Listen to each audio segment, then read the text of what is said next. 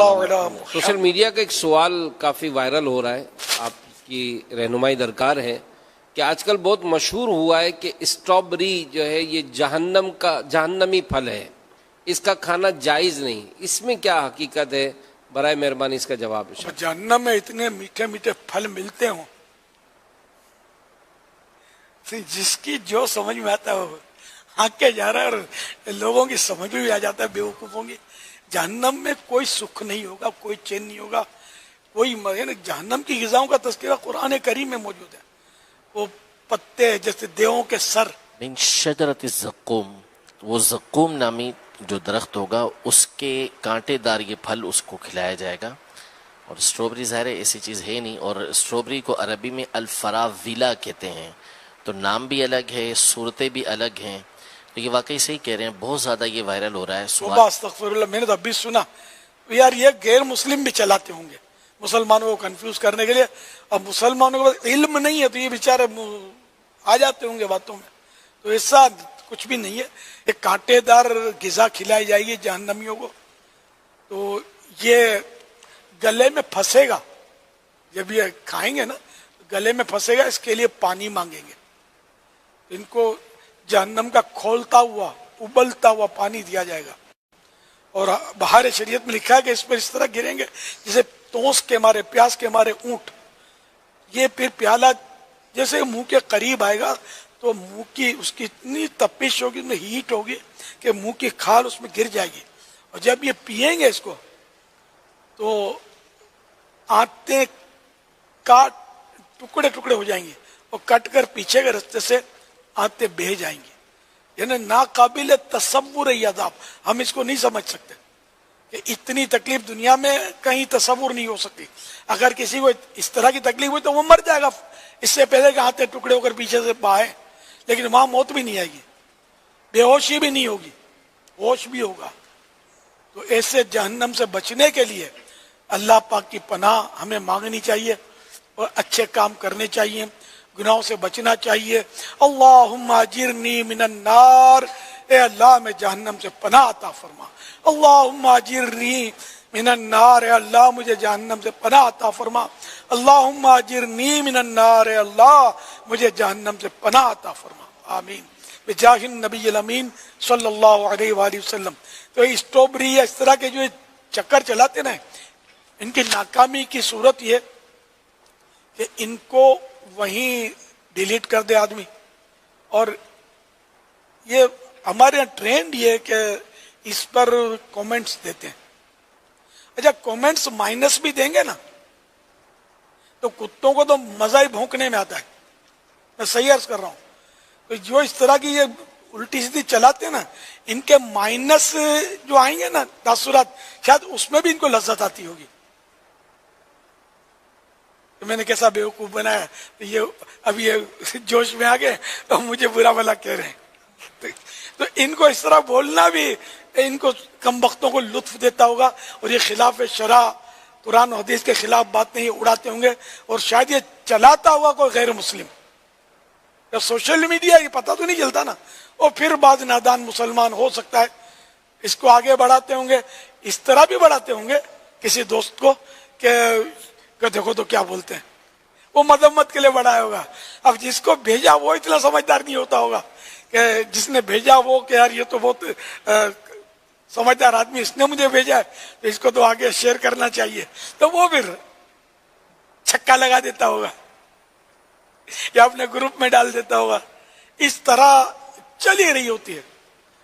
آج یہ خبر مجھے ملی، تھوڑی یوں گرما گرم خبر تھی اور سیزن کے مطابق خبر تھی، سمجھے؟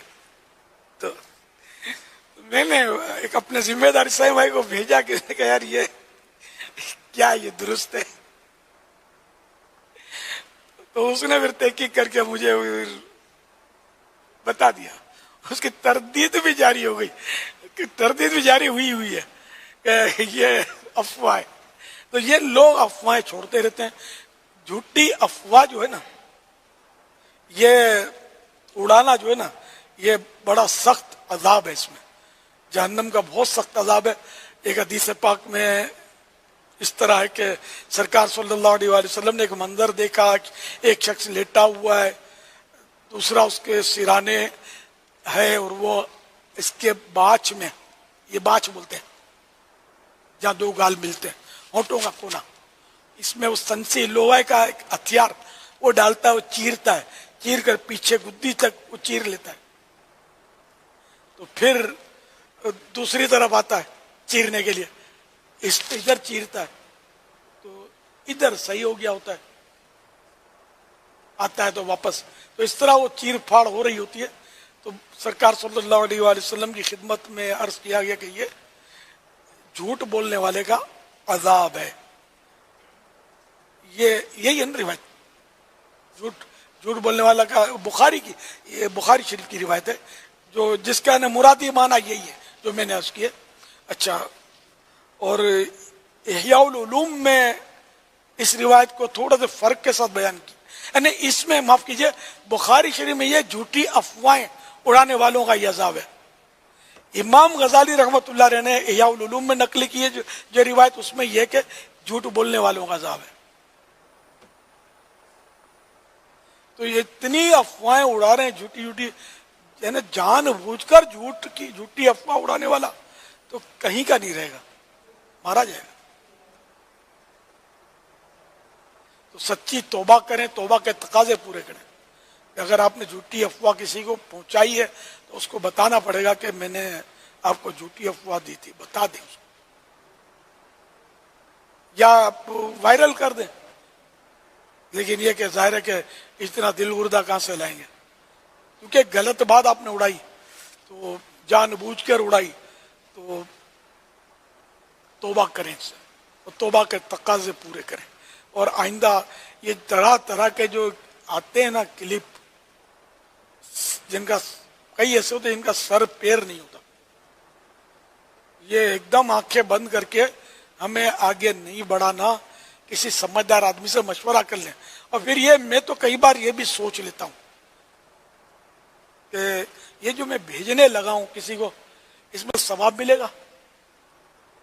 پھر جب مجھے لگتا ہے کہ اس میں ثواب کی کوئی بظاہر صورت نظر نہیں آتی, تو کون اپنا وقت خراب کرے, چھوڑو یار نہیں بھیجتے.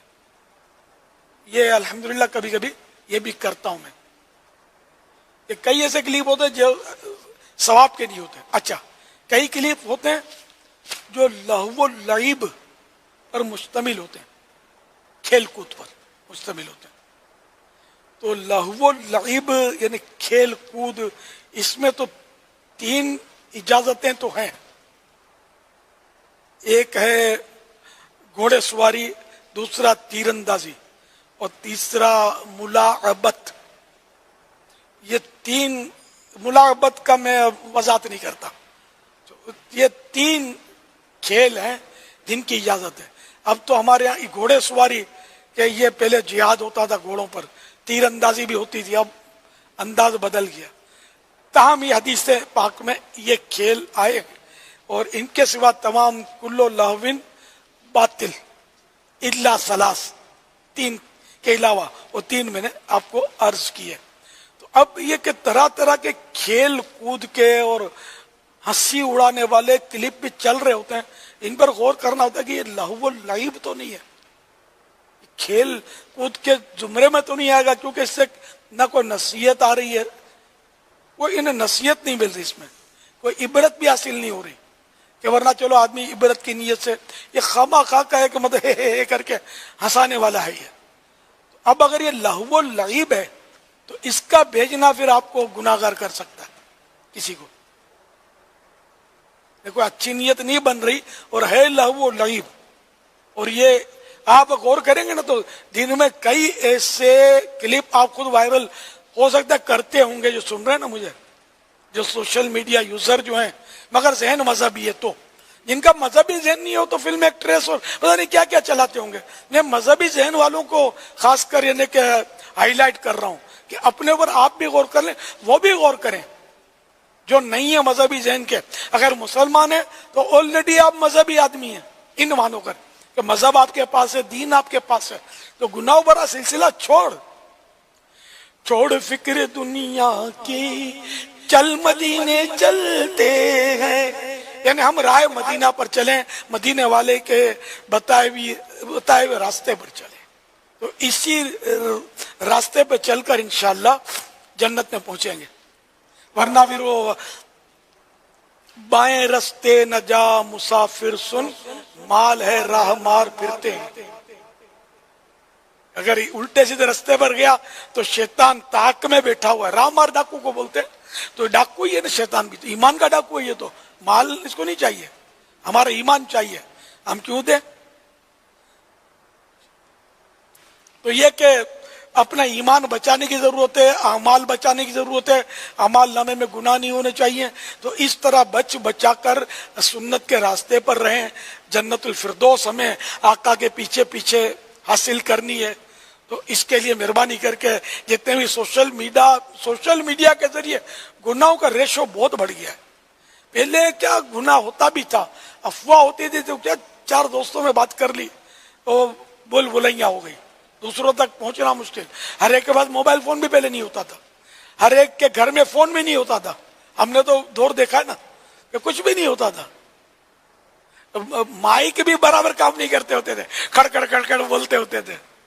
تو اب یہ کہ ترقی ہو, اب تو ایکو ساؤنڈ پتا نہیں ایک سے ایک ساؤنڈ آ گئے.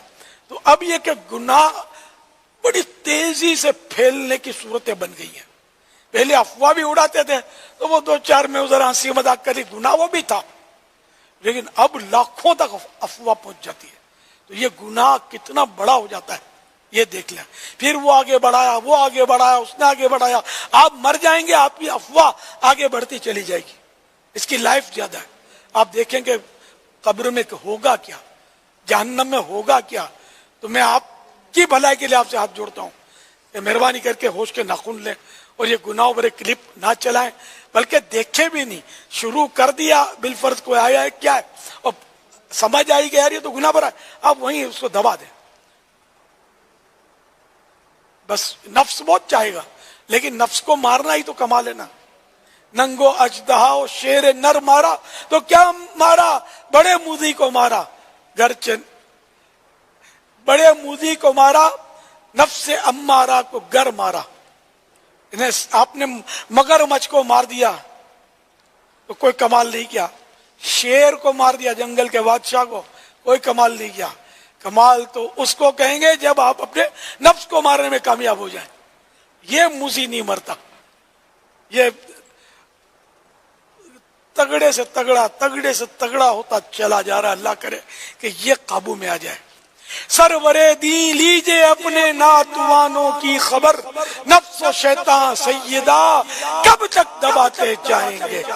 نعت خان ذرا ترنم میں سنا دیے شعر. سرور دی لیجیے اپنے ناتوانوں کی, سرور دی اپنے ناتوانوں, سرور دی لیجے اپنے ناتوانوں کی خبر, سرور دی لیجے اپنے ناتوانوں کی خبر. نفس و شیطان سیدہ کب تک دباتے جائیں گے, نفس و شیطان سیدہ کب تک دباتے جائیں گے. صلو علی الحبیب صلی اللہ علیہ وسلم.